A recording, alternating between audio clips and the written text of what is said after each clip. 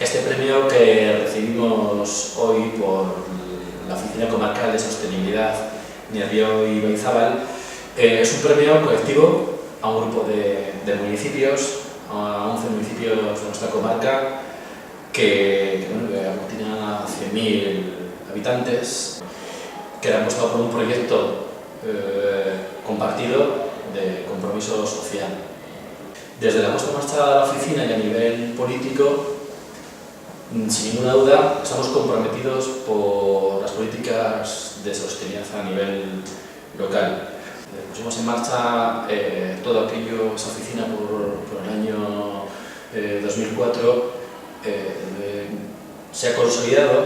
y también pues, por la implicación de los trabajadores y trabajadoras de la oficina sirve de motor para el desarrollo de los trabajos de sostenibilidad y corresponsabilidad que estamos llevando a cabo en nuestros municipios. Aunque te reconozcan con premios de este tipo,